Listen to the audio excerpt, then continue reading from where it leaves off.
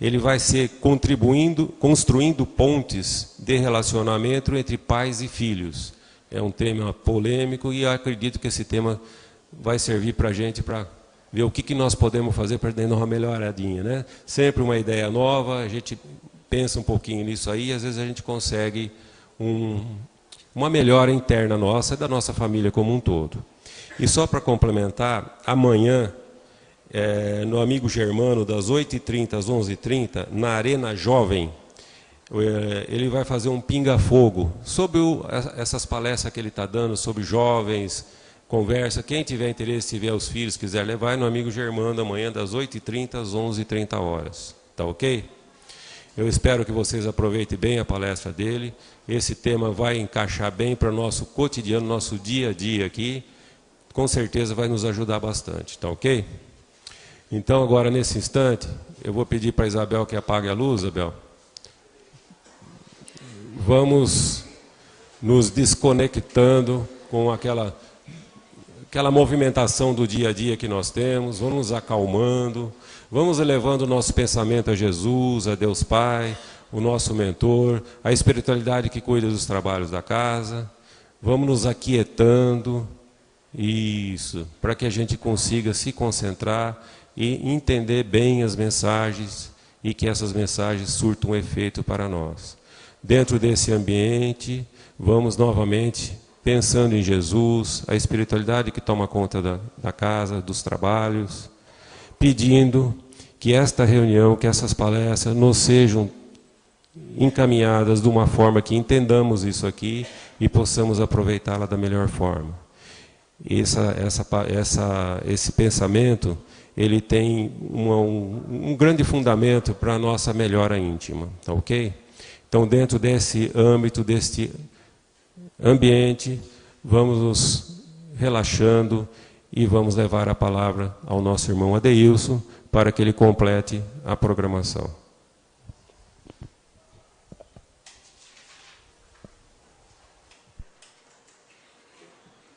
Obrigado. Boa noite a todos. Muita paz. Que Jesus possa luarizar os nossos corações, nos envolvendo na sua ternura e no seu amor.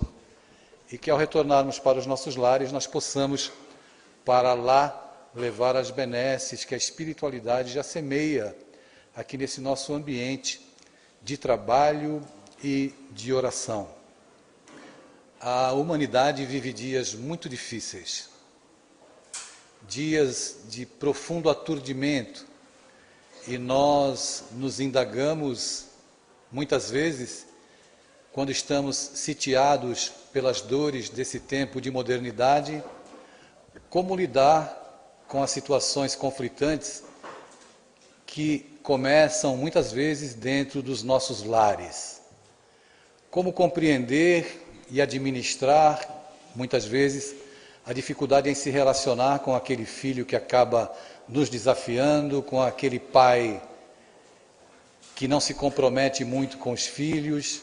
Nós vivemos um tempo de alguns comportamentos singulares, por exemplo, a orfandade emocional.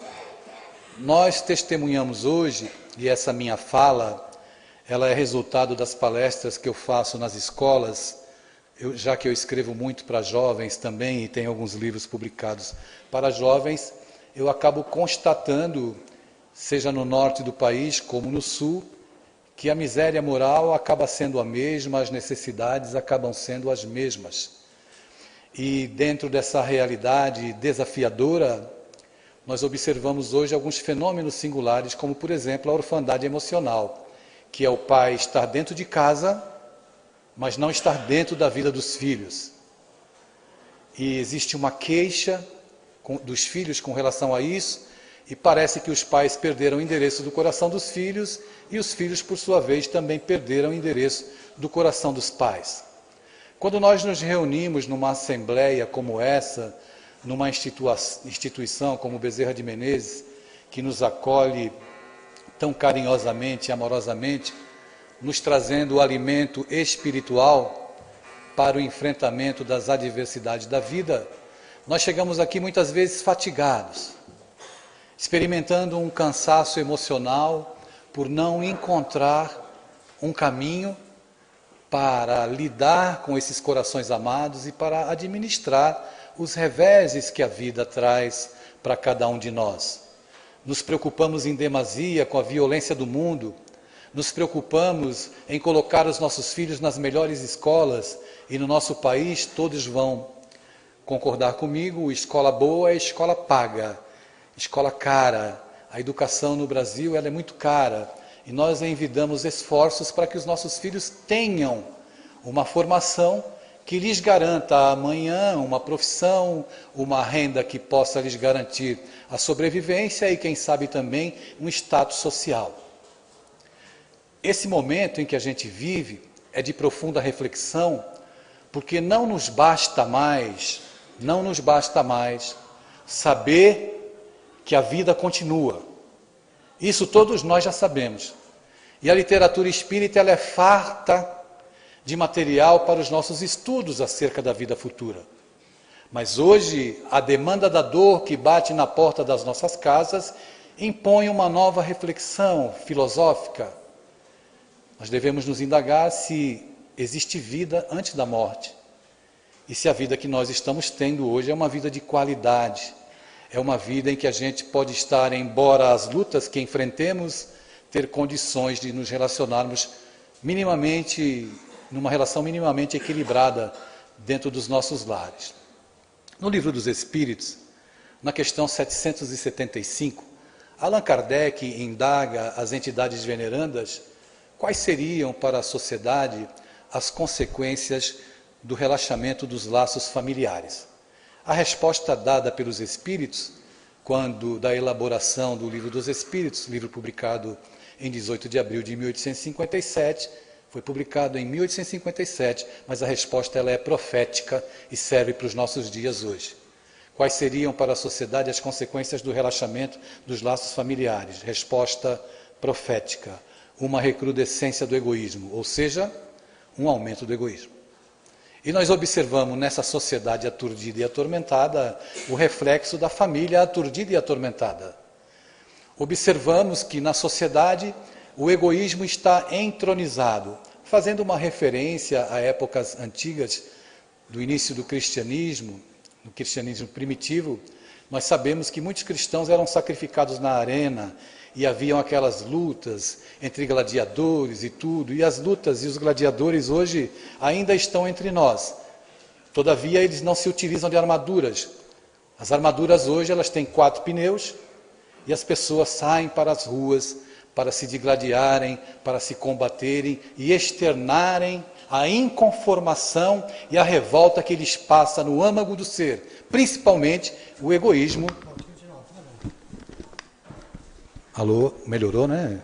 Nossa, eu ainda tenho que falar até domingo, então tem que preservar a voz. Eu já estou falando há 15 dias, desde a Baixada Santista até aqui. Então nós nos deparamos com os gladiadores desses tempos, que são movimentados pelo egoísmo que trazem dentro da própria alma. São tempos realmente muito difíceis. Mas eu gostaria de focar a nossa fala, e vou fazer aqui algumas observações e contar alguns casos verídicos, para tentar conversar com os senhores e com as senhoras sobre a possibilidade de nós construirmos pontes de relacionamento com os nossos filhos. Eu gostaria de começar fazendo uma indagação que você não precisa me responder, mas que te convido a refletir sobre ela. Na sua proposta educativa e na convivência com seus filhos, você fala com eles ou você conversa com eles? Porque falar é diferente de conversar. Quando você conversa com seu filho, você vai ter oportunidade de conhecer quem é o seu filho e de saber quem ele é. Se você apenas fala e passou a sua vida falando, você não teve a grata satisfação de descobrir quem é o seu interlocutor. Então, os nossos relacionamentos, eles devem ser pautados e nós devemos nos esforçar para isso, já que nós queremos que os nossos filhos sejam felizes, e nós precisamos também desse alimento afetivo que a relação com eles nos traz. Nós precisamos entrar num novo período e entender e jogar fora algumas posturas, algumas compreensões limitadas que a gente tem acerca do processo educativo da vida, jogar fora velhos saberes que muitas vezes nós herdamos dos nossos pais, não é? E acabamos simplesmente repassando a forma pedagógica com a qual fomos orientados e ensinados. E é claro que a educação, ela deve se renovar e se adequar, pelo menos na sua linguagem, na aplicação, porque os nossos filhos hoje precisam de valores éticos, morais que norteiem a vida deles. Então a gente vem aqui se alimentar espiritualmente, e muitas vezes a gente vai para casa e não consegue passar esse alimento para os nossos filhos através do nosso próprio exemplo. Então muita gente acredita, por exemplo, que educar é apenas prover roupa boa, escola boa e alimentação, e dar ordens e falar, você vai fazer isso porque eu estou mandando, porque eu sou seu pai. E no instante em que eles experimentam alguns conflitos, e não são poucos, a depender da nossa conduta, dificilmente eles vão nos procurar, se aproximar de nós para entreter um diálogo em que nós possamos de fato auxiliá-los. Vale lembrar que nós estamos numa casa espírita, e se somos espíritas nós acreditamos na reencarnação. E se nós acreditamos na reencarnação, nós não estamos educando corpos. E se nós não estamos educando corpos, os nossos filhos também têm o que nos ensinar. Só que muitas vezes a gente não presta atenção. Hoje, pela manhã, fazendo uma leitura, e eu até escrevi essa frase na rede social, eu escrevi que os pais devem ser facilitadores da vida dos filhos, e não proprietários da vida dos filhos. Então, a nossa tarefa como educadores é facilitar e não transferir para eles as nossas frustrações e o desejo de que amanhã eles possam projetar para nós o sucesso que nós não obtivemos em algum campo da atividade humana. Dessa forma, é muito importante, então, que nós os matriculemos nas melhores escolas. Mas a notícia que eu tenho para dar, ela não é uma notícia alarmista. É uma notícia que nos convida a todos nós a refletir efetivamente nestas questões. Eu conheço meu filho de verdade? Ou meu filho se comporta de acordo com as normas que eu determinei de comportamentais dentro do meu lar? O meu filho se mostra em essência tal qual ele é, ou apenas ele corresponde a tudo aquilo que eu exijo dele? O meu filho vai em busca da profissão de acordo com os sonhos que lhe garantirão felicidade, ou ele vai atender apenas aquilo que eu entendo que seja o melhor para ele? Todos nós aqui, a maioria, tem alguns jovens presentes, passamos por esse período da adolescência, um período realmente desafiador, que é cheio de ideias, de sonhos, mas também de situações conflitantes nas quais nós temos dificuldades em decidir sobre esse ou sobre aquele caminho. Diante disso, é muito importante que exista essa aproximação. Eu estava no Congresso do Distrito Federal, em abril do passado, fazendo palestra, e conversávamos na sala contígua, onde ficavam os palestrantes, e eu conversava um pouco com o Alberto Almeida, que é psiquiatra, e ele me dizia, para o meu espanto, que em Belém do Pará, algumas crianças já andaram ligando para o CVV. E a gente começa a observar, né, e lembra da informação da Organização Mundial da Saúde, a OMS, que diz que até o ano de 2020, no próximo ano, a depressão será a doença mais incapacitante do planeta. E a gente observa esses quadros de dor na criança. Observa esses quadros de dor e de falta de orientação no jovem. E observa também no adulto. Nós estamos, meus amigos e amigas, meus irmãos e minhas irmãs, sendo sequestrados cotidianamente por aquilo que o mundo propõe e pelos valores que o mundo vende. A tecnologia hoje cumpre um papel maravilhoso, mas nós, seres humanos, temos o malveso de não saber lidar muito bem com as coisas, e tudo aquilo que nos encanta acaba nos embriagando, e nós não agimos com muita disciplina com relação a tudo que o mundo está nos oferecendo. Então eu lancei um livro ano passado, na Bienal de São Paulo, chamado Inimigo Íntimo. E eu escrevi no livro, está até na orelha do livro essa frase. Você sabe qual é o cúmulo da rebeldia? O cúmulo da rebeldia é morar sozinho e querer fugir de casa. E nós estamos fugindo de casa. Nós não ficamos em nossa própria companhia, porque nós vivemos numa ansiedade tal que precisamos estar sempre ligados, conectados com aquilo que o mundo oferece. Então as pessoas entram no elevador com o celular, passam por você, você segura a porta para que elas entrem, elas não te dão bom dia, não te dão boa tarde, porque elas estão vivendo fora da realidade. E aquelas situações que fazem bem a minha vida e a sua vida, que nutrem o nosso coração, e a gente está aqui no Bezerra para nutrir o nosso coração. Nós precisamos de esperança, nós precisamos de força, nós precisamos de amor. E a gente só pode colher esses sentimentos em família, dentro do lar, que por mais que exista uma diversidade comportamental entre os seus membros, é ali que existe o nosso porto seguro, a nossa referência. Mas nós estamos, de certa forma, alienados, porque o mundo nos sequestra. A vida, por sua dinâmica, competitividade, nos rouba de nós. E, no instante em que a dor bate na porta da nossa casa, nós não temos muita estrutura para lidar com a situação atual. Se nós não temos, imaginem então os nossos filhos. Imaginem aqueles filhos que passam o dia inteiro na escola e que os pais têm pouco contato. E quando têm contato, apenas cobram, exigem.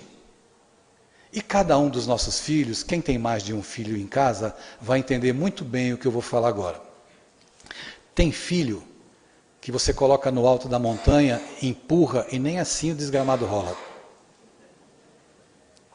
Tem filho que você coloca no alto e você vira para olhar, ele já voou, foi embora. Porque cada filho nosso é um universo de necessidades diferenciadas.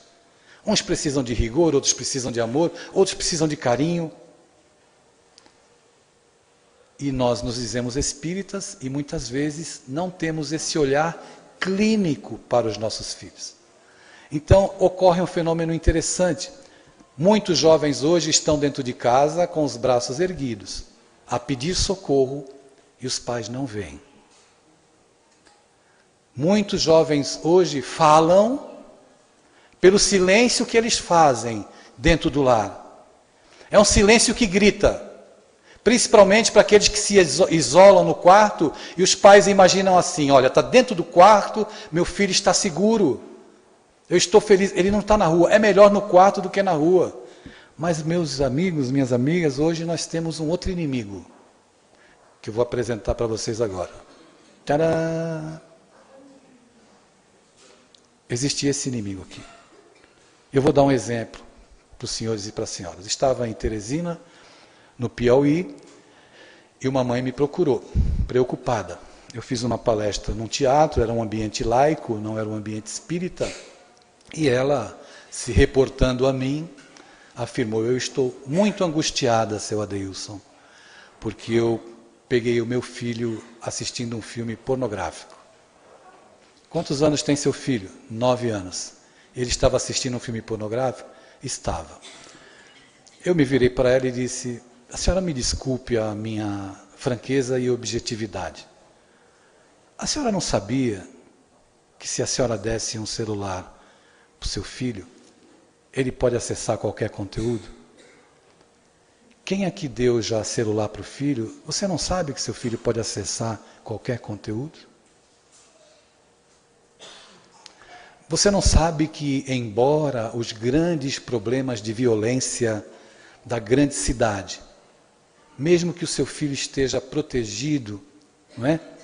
Na estrutura do lar, dentro do quarto, uma casa confortável, um menino bem alimentado, você vai lá dar um beijo naquele menino, a sua casa, se você mora num apartamento, num condomínio, você se sente seguro fisicamente.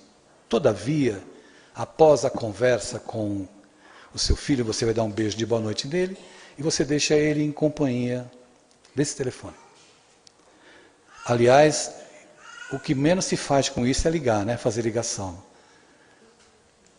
Você beija o seu menino e vai para a sala feliz e vai deitar. Meu filho está em segurança. Seu filho não está em segurança. Porque ele pode, através do WhatsApp, pedir um cigarro de maconha, por exemplo. E o traficante entregar como uma pizza na porta da tua casa.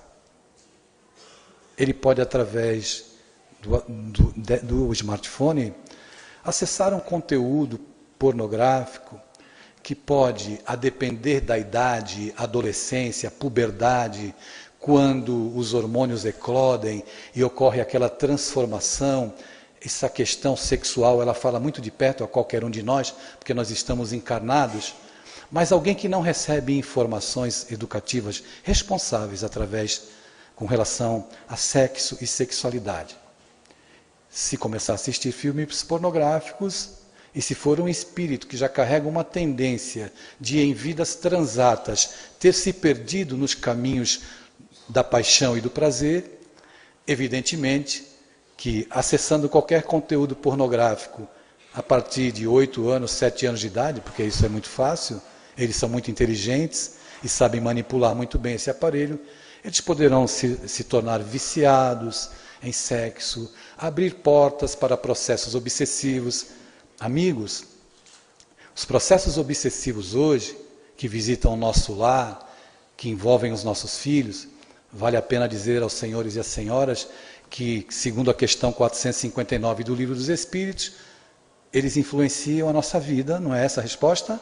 Muito mais do que imaginais, na maioria das vezes, são eles que vos dirigem. Não foi isso, pessoal? Vocês podem responder para acabar logo, tá certo? Pergunta 459. Os espíritos influenciam a nossa vida muito mais do que imaginais. Na maioria das vezes são eles que vos dirigem. Mas não a partir dos 18 anos. É sempre.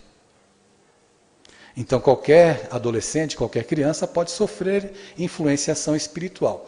E se a porta do psiquismo da criatura está aberta para comportamentos viciosos, evidentemente que ele, com essa banalização do sexo, essa erotização da sociedade, ele estará fragilizado, vulnerável às paixões. Então seu filho não está no quarto seguro, ou está? Os desencarnados já responderam. Pode responder os encarnados agora. Seu filho está seguro no quarto com o celular? Não. O seu filho vai estar seguro de uma única forma. Através de uma educação em que os pais estejam presentes na vida dos filhos. Recentemente, uma senhora me ligou e me disse assim: o que é que eu faço, seu Adeilson, para diminuir a influência do youtuber na vida do meu filho? E eu disse a ela: quem sabe se a família ocupasse o espaço do youtuber, com programações interessantes, com a presença dos pais. O pai precisa se envolver com a mãe na dinâmica da educação. Educação não é responsabilidade da mãe, educação é responsabilidade de ambos. Cada um de nós aqui traz, na sua complexão psíquica, alguma dificuldade vivenciada durante a infância ou durante a adolescência. Nós sabemos que os nossos pais também não eram perfeitos nas questões da educação. Nós, como espíritas, agora é que estamos começando a prestar atenção no que realmente o Espiritismo propõe para nós. Propõe mediunidade, instrumento para comunicar e para aprender. Propõe passe, instrumento de reequilíbrio energético, físico. O que o Espiritismo propõe, mais além do que essas atividades que desempenhamos, é a educação. A educação. Se fora da caridade não há salvação, fora da educação, não existe solução para a nossa sociedade. Não existe solução. Então, nós precisamos nos esforçar para começar a construir pontes de relacionamento. Mas como é que eu vou estruturar uma ponte, construir uma ponte com o meu filho, se quando eu me dirijo a ele, eu me dirijo adjetivando-o pejorativamente? Vagabundo, você não vai dar certo, o filho de fulano é melhor do que você, o filho de Beltrano é melhor do que você. não há ponte que possa ser construída em bases de uma relação em que existe uma opressão e não existe a compreensão. Os nossos filhos não são os melhores filhos do mundo. Nós também não somos os melhores pais do mundo. Mas é preciso ter um olhar que a reencarnação e caminhar ao lado dessas almas é uma possibilidade verdadeira de construção de felicidade para ambos. Para ambos. Porque pela ótica reencarnacionista, um aprende com o outro. Por isso que é fundamental construir pontes de diálogo, em que o autoritarismo seja posto de lado. Não se educa gritando, não se educa adjetivando, não se educa comparando. Autoritarismo? Não. Autoridade, sim. Nós precisamos ter autoridade com os nossos filhos. E a autoridade com os nossos filhos está longe do espancamento, está longe do grito e está longe do adjetivo. Se os nossos métodos educativos passam por condutas, me perdoem a contundência da palavra, arbitrárias, nós não seremos amados, nós seremos temidos. E passaremos muitas dificuldades, porque estamos contribuindo para criar filhos inseguros, filhos sem autoestima, filhos que podem resvalar em tendências suicidas, porque o mundo hoje cobra demais, porque o mundo hoje exige demais. A exposição que muitas vezes nós fazemos e levamos os nossos filhos a experimentar, cria o personagem que às vezes não existe, mas que nós mostramos muito bem, tirou nota alta, a gente tira foto, faz o selfie, orgulho do papai. E o orgulho do papai vai atendendo aquilo que o papai espera dele, até que um instante em que ele não tenha possibilidades de lidar bem com as notas ou com alguma matéria, ele acaba sucumbindo. E quando ele sucumbe, são inúmeros os casos que eu poderia narrar aos senhores e às senhoras, em fazer com que o meu pai experimente a frustração e entristecê-lo, eu prefiro optar pelo suicídio. E eu não estou falando aqui,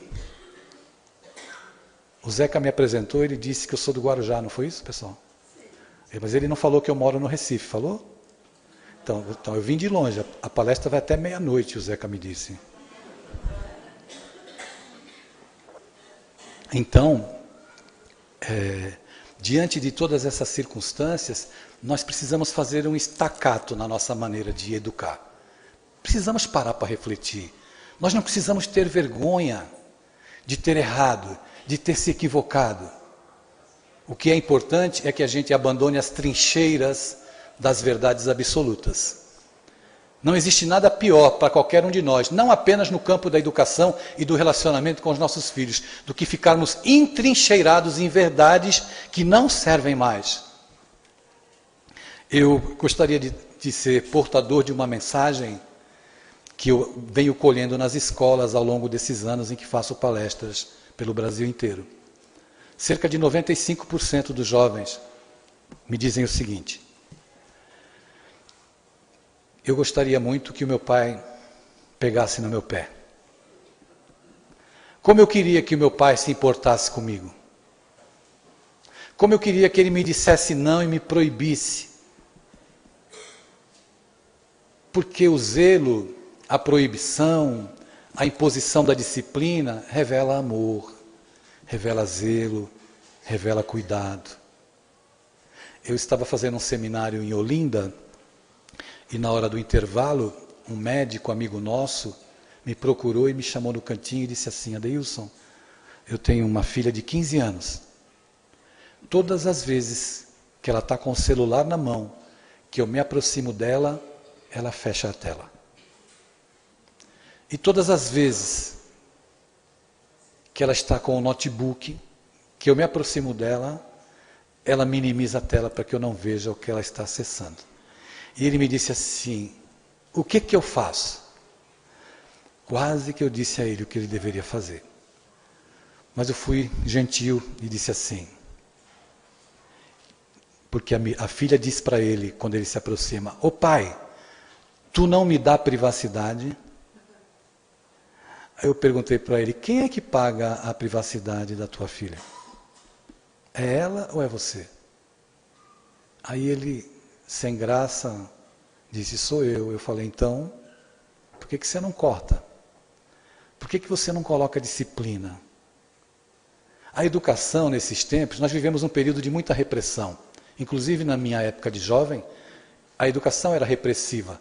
Só que agora nós estamos vivendo um momento de permissividade excessiva. Então não se disciplina os filhos e não se impõe limites para as coisas.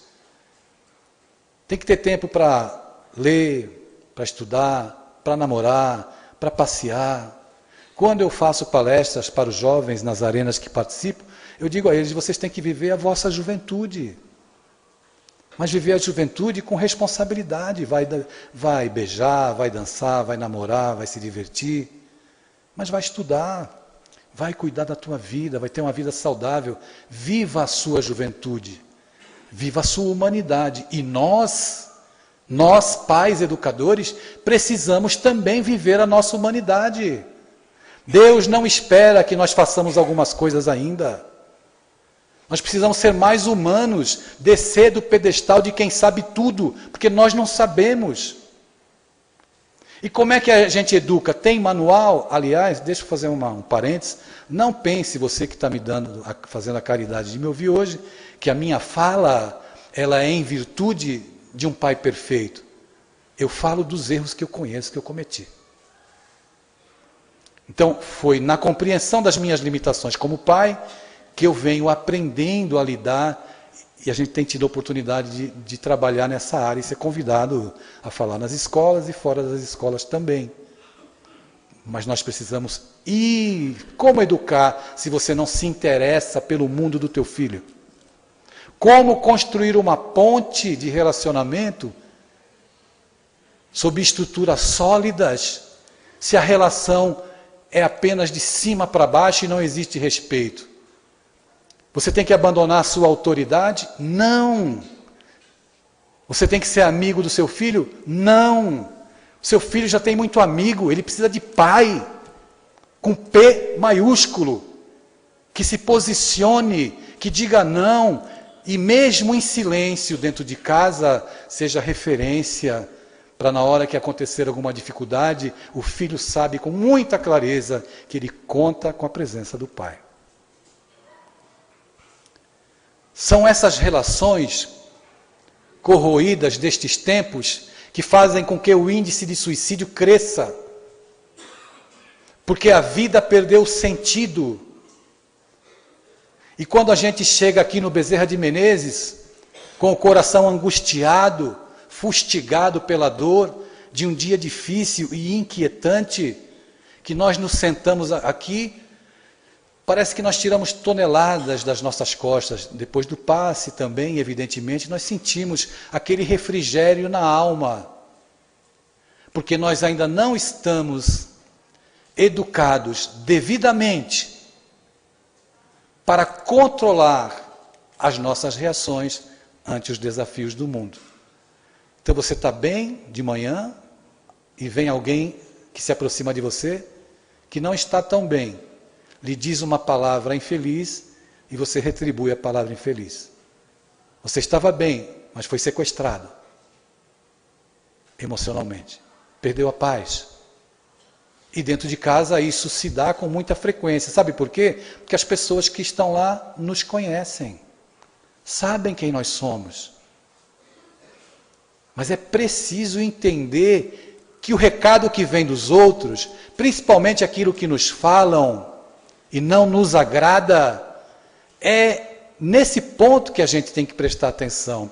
A minha esposa, que está aqui, e quem for lá depois conhecer os nossos livros vai poder vê-la, uma morena muito bonita, muito simpática, muito falante, não é?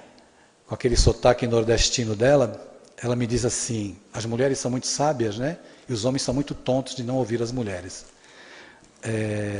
Adeilson, Tem muita gente batendo nas tuas costas, que gosta do teu trabalho.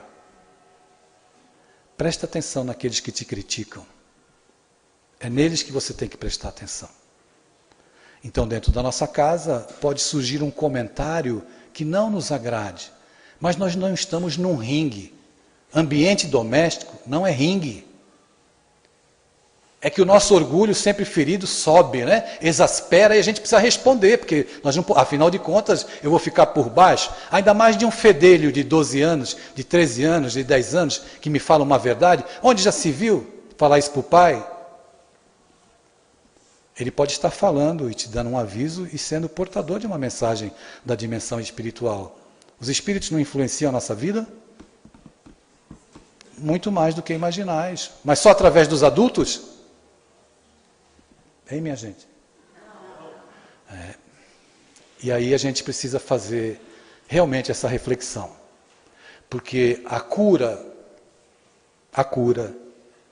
de muitos males emocionais, de muitas dores que nós vivemos hoje, passa pela família. Passa pelo abandono das muletas e das bengalas psicológicas. Passa por assumirmos-nos definitivamente como espíritas. O espiritismo veio ao mundo não para salvar ninguém, mas para inaugurar a grande era da responsabilidade perante a vida. Até 18 de abril de 1857, nós reencarnávamos, e quando reencarnávamos, abraçando a fé cristã através do catolicismo, já nascíamos culpados. Todos. Então é preciso se batizar, porque nós nascemos culpados por causa do pecado original. Não existe instrumento mais poderoso de manipulação de qualquer pessoa e das massas do que a culpa. Foi assim que Moisés lidou com o povo hebreu ao retirá-lo do jugo egípcio, apresentando um Deus que amedronta. Foi assim que o meu pai, quando eu aprontava lá na Baixada Santista e fazia as coisas erradas, e a minha mãe me ensinavam a mesma prática pedagógica de Moisés. Uma palmada na bunda e uma frase sentenciando: se fizer isso de novo, Deus vai te castigar. E ao longo dos anos, até no relacionamento entre os casais, quando alguém, uma das partes erra, a outra se outorga a juíza, aquela que está acima de qualquer suspeita, e acuando emocionalmente a outra parte, nós manipulamos as pessoas no nosso campo de relações. Com os nossos filhos se dá o mesmo fato. E o Espiritismo, depois de Moisés, depois que o Cristo veio como segunda revelação nos dizer que Deus é um Deus de amor, o Espiritismo veio dizer assim para nós: olha, está aqui o Livro dos Espíritos, nós estamos apresentando para a humanidade a Carta de Alforria das Consciências. Que significa dizer, daqui para frente, não existem mais culpados, porém, todos são responsáveis pela sua vida. Então nós, na ambiência doméstica, devemos abandonar aquele ringue, ou nos sentirmos ultrajados quando um filho diz algo e nós queremos comê-lo com batata. Porque ele nos desafiou ou tocou na ferida, exatamente na ferida. E a gente não consegue administrar. Como nós nos acreditamos, quando pais, que somos os únicos donos da verdade e que sabemos tudo, fica muito difícil para o dono da verdade abrir mão, né, da sua crença de infalibilidade para olhar para o filho e dizer: filho, você tem razão. Eu errei. Ou assumir a nossa humanidade como pais e educadores, nos aproximarmos dos nossos filhos e dizer assim: hoje eu não estou bem. Hoje eu preciso de um abraço de vocês. Isso cura. Isso faz com que a gente nos desarmemos das armaduras, das carapaças que nos trazem e nos levam a profundo sofrimento. Precisamos ter essa clareza. Precisamos refazer os nossos conceitos. Precisamos efetivamente construir pontes de entendimento com os nossos filhos. Quem serão essas almas que estão dentro dos nossos lares? Quem serão essas criaturas que muitas vezes nos desafiam, mas que evidentemente no processo e na dinâmica familiar nos empurram para um caminho do aprendizado verdadeiro e único? As pessoas às vezes me perguntam, por que os jovens não estão na casa espírita, são muito poucos jovens? E eu respondo, a resposta é sempre a mesma, porque na casa espírita não tem nada que interesse ao jovem. Não tem identificação de universo.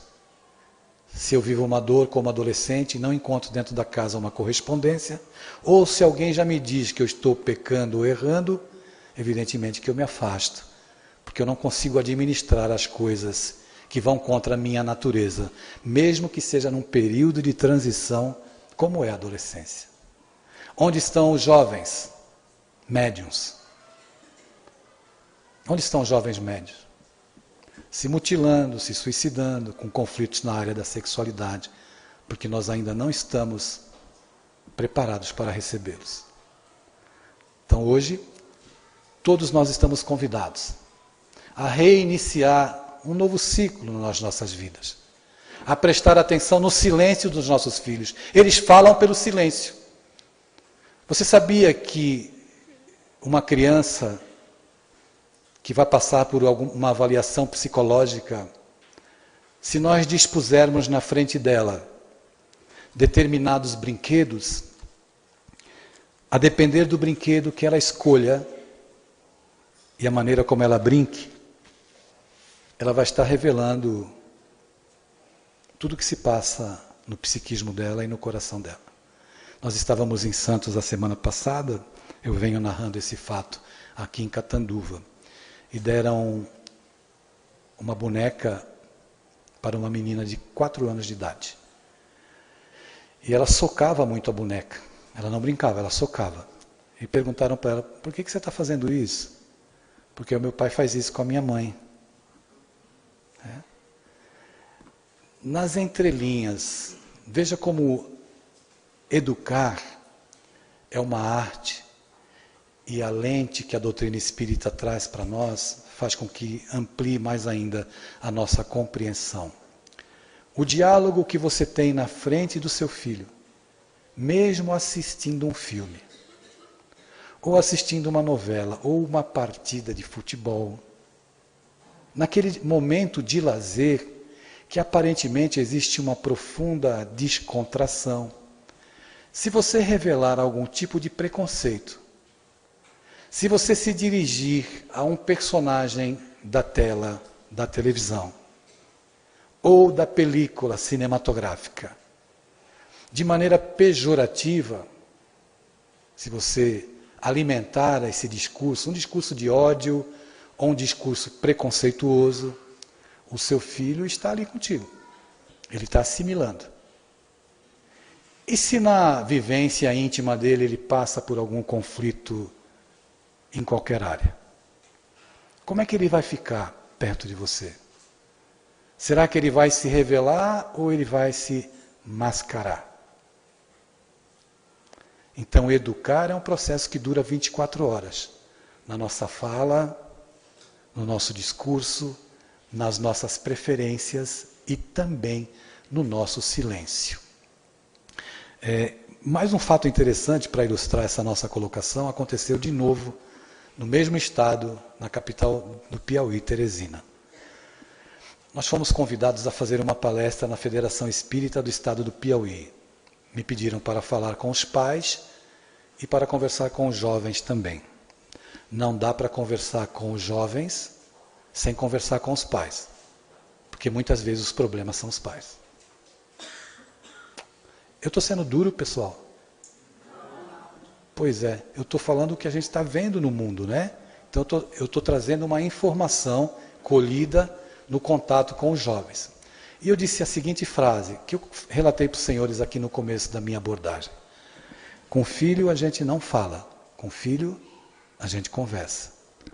Eu terminei a minha fala E assim que eu encerrei, uma senhora dirigiu-se a mim, uma senhora negra, muito bonita, com os cabelos brancos, dirigiu-se a mim chorando. Chorava muito. Se aproximou e pediu para falar em particular e entre soluços me disse: eu descobri hoje que eu nunca conversei com a minha filha. E eu disse a ela: mas não tem problema. Quando a senhora voltar para casa hoje, procure conversar com a sua filha, mas não vá sufocá-la, exigindo uma conversa. Vá se aproximando gradativamente, vá se interessando pela vida dela. Eu vou provar para o senhor agora que eu nunca conversei com a minha filha.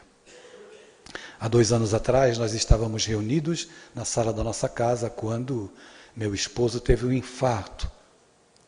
Ligamos para o SAMU, a ambulância veio e assim que ela chegou, colocaram meu esposo na maca.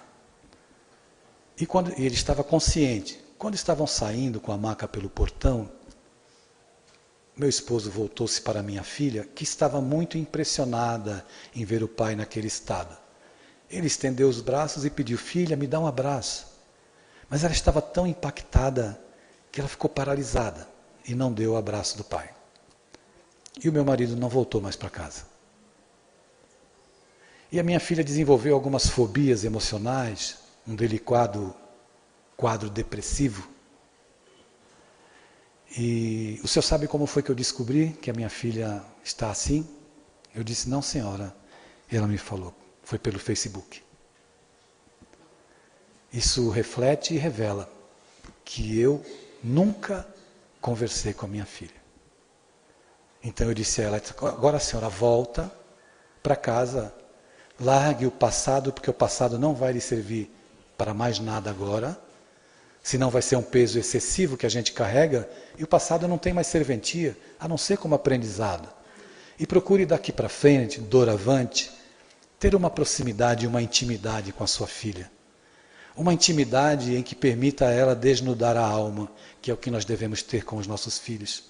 Devemos nos aproximar dos nossos filhos, olhar nos olhos, não com aquela postura generalesca, mas uma postura de pai, que tem autoridade e que deve decidir as coisas, mas uma postura amorosa, porque a disciplina, a amorosidade não retira a autoridade de ninguém, pelo contrário, só faz com que a gente tenha mais autoridade.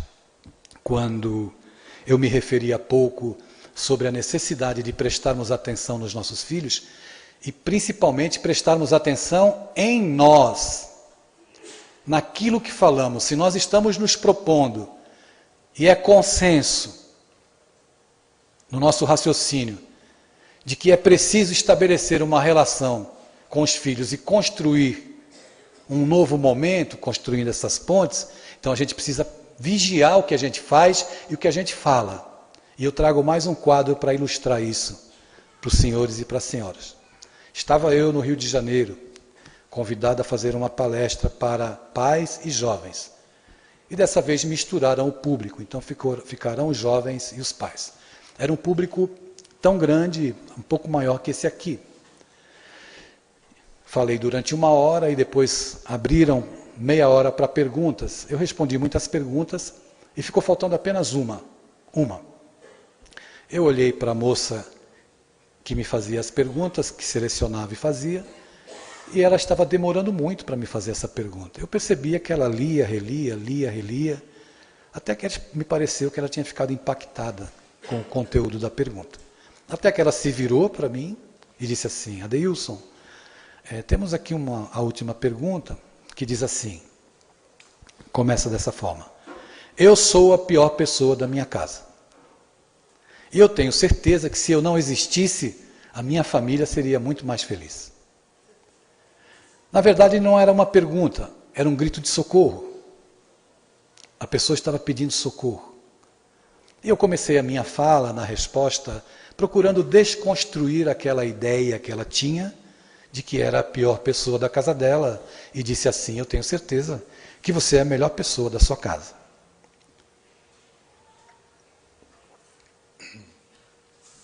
E passei 10 minutos tentando desconstruir essa ideia Eu não sabia se era um pai, uma mãe, um jovem que tinha feito aquela colocação. Depois de abordar 10 minutos, a resposta tentando desconstruir essa ideia, o evento terminou e nós fomos para os autógrafos. Então eu estava autografando, tinha muita gente, a fila estava grande.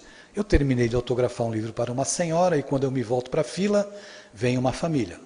Um homem jovem, de uns 30 anos, muito bonito, uma esposa ao lado, na mesma faixa de idade, também muito bonita, com um garoto de aproximadamente 12 anos e o outro 7, 8 anos de idade.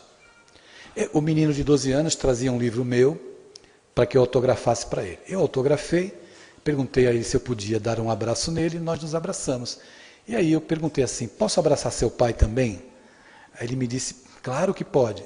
Eu não levantei porque eu estava sentado na cadeira, o pai se abaixou e me abraçou. E quando ele levantou, ele já levantou soluçando. Eu percebi que ele estava chorando.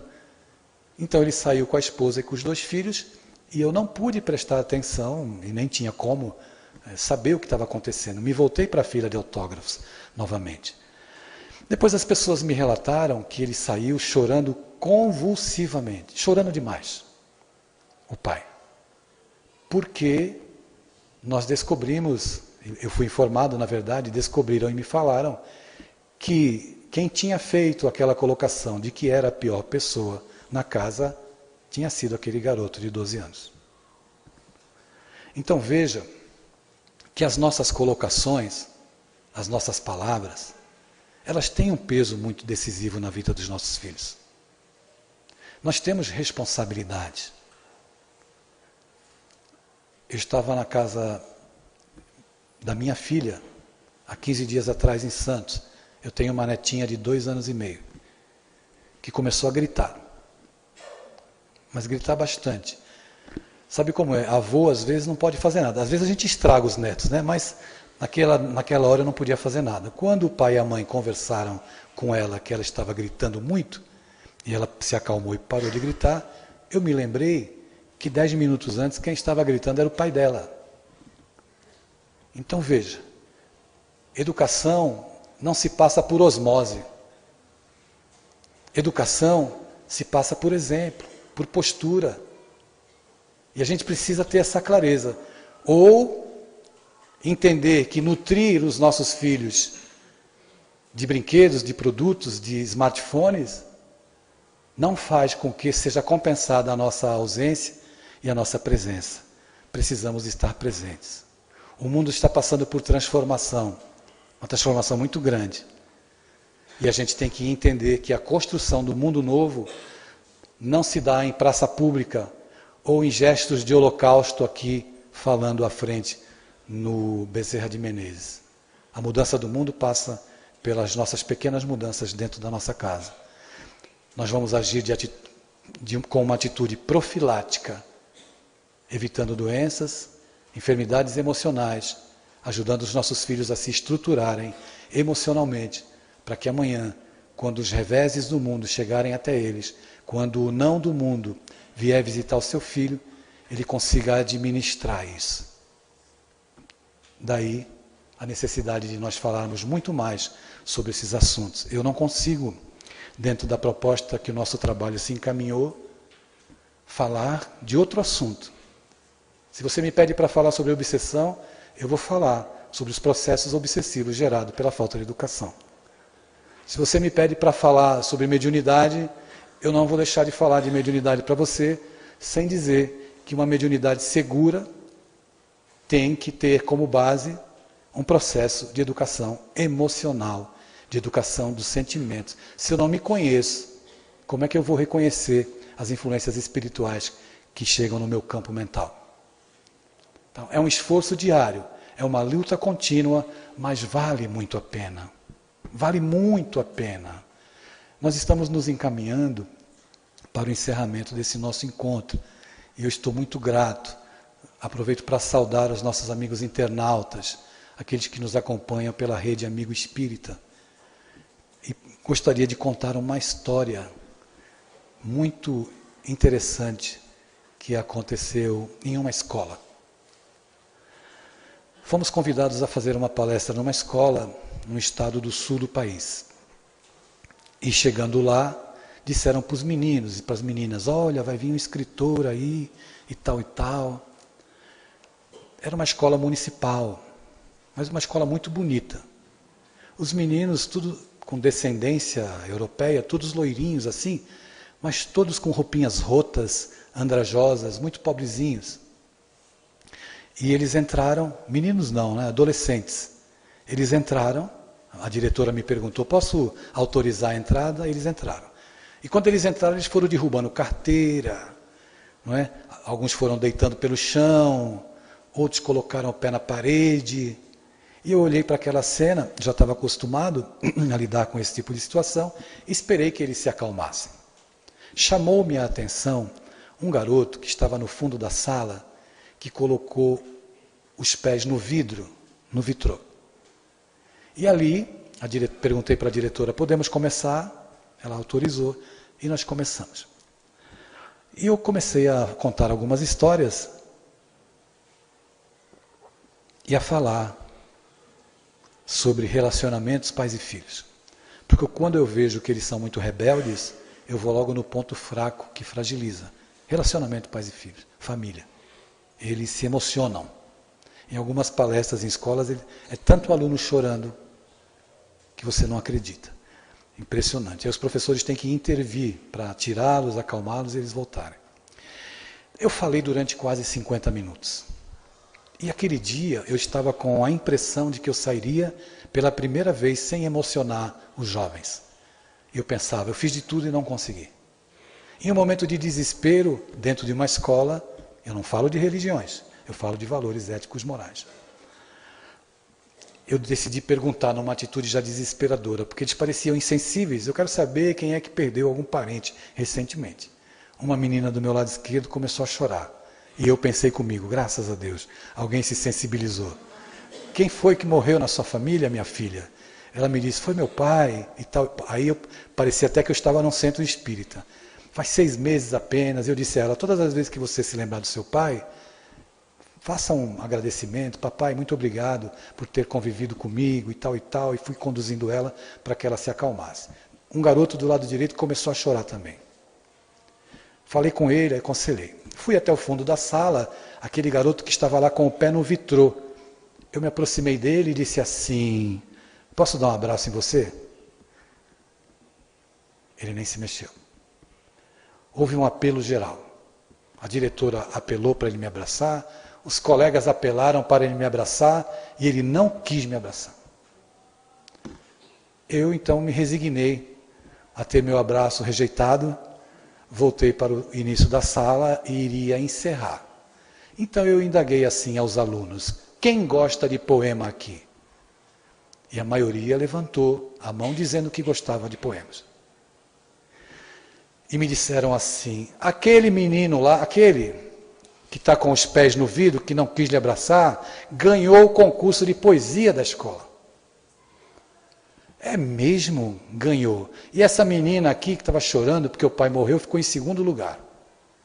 Aí eu olhei para o menino e disse assim, ó, você não quis me abraçar. Então você poderia agora vir aqui na frente declamar o poema com o qual você ganhou o concurso da escola. Foi quase 10 minutos para convencer. Aí ele se decidiu a declamar.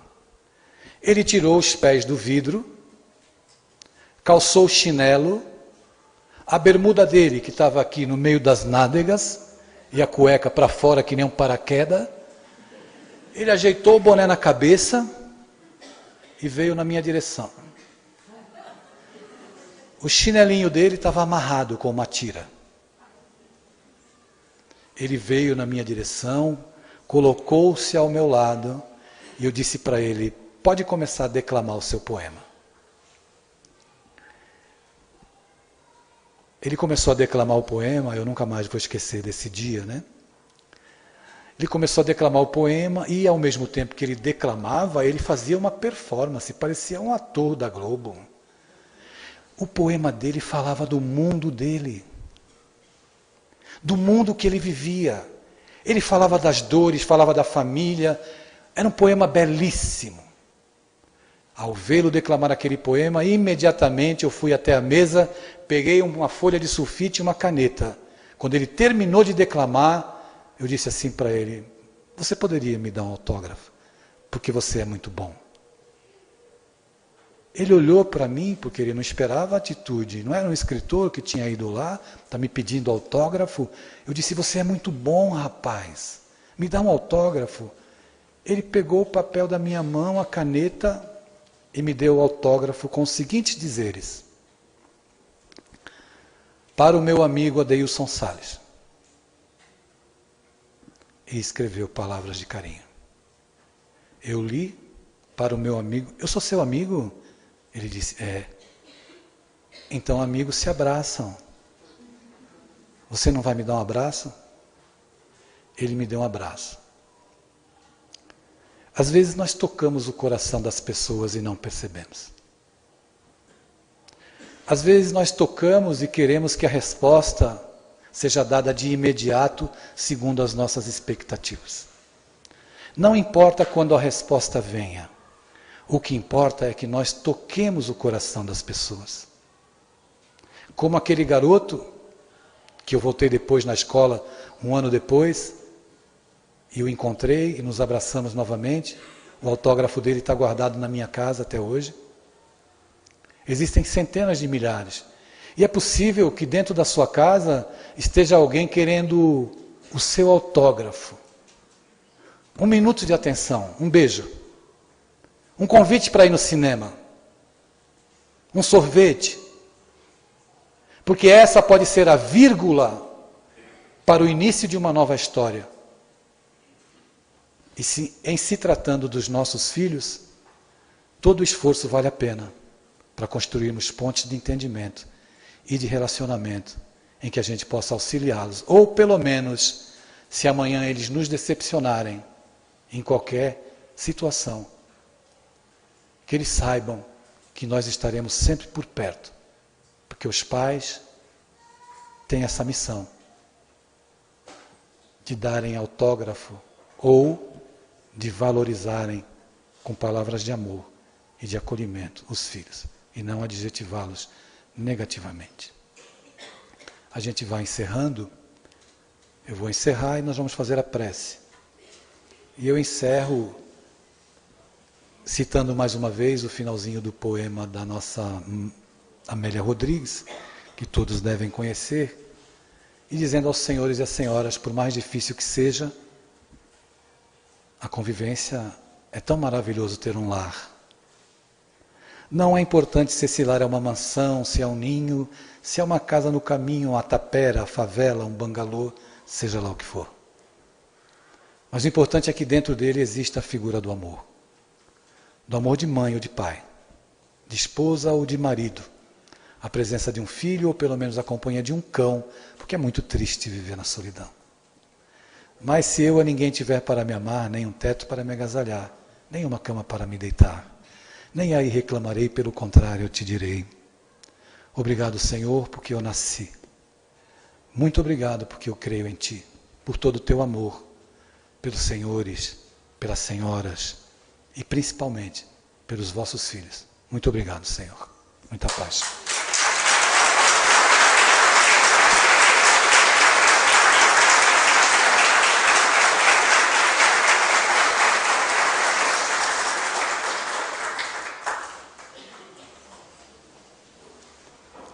Vamos unir os nossos corações. E eu gostaria de convidar a todos para que nós possamos deixar de lado as inquietações e as angústias do dia, trazendo para a nossa tela mental alguma imagem que nos dê conforto emocional. Gostaria de convidá-los para fazermos uma viagem agora e irmos juntos, nos sentarmos à beira do poço de Jacó, junto com o Cristo. Pois foi lá que ele ofereceu à mulher samaritana a água da vida. Nós estamos com sede. Todos nós estamos com sede. O mundo nos oferece a água salgada das ilusões. E nós nos perdemos sem saciar a sede do Espírito. Mas o Cristo nos disse: quem beber desta água jamais terá sede. Quem beber desta água tornar-se-á uma fonte que jorrará para a vida eterna. Com essa certeza, nós aceitamos nesse instante, Senhor, através dessa prece, pois sabemos que Tu estás aqui conosco. Aceitamos beber dessa água. Ensina-nos a renunciar, ensina-nos a ter compaixão, ensina-nos a ter paciência com as coisas que nós não podemos modificar. Ensina-nos também a ter coragem de mudar as coisas que cabe a nós outros mudar. Abençoa, Senhor, esta instituição, os seus dirigentes. Abençoe os nossos lares, aqueles que lá se encontram agora. Abençoe os nossos parentes e amigos que já partiram nos antecedendo na viagem de volta para a dimensão espiritual. Abençoe o Sérgio Luiz, que essa manhã, um amigo querido, retornou para a dimensão espiritual. Te pedimos, Senhor, sabedores da Tua misericórdia, que Tu estendas a Tua mão amorosa sobre todos nós, hoje e sempre. Assim seja.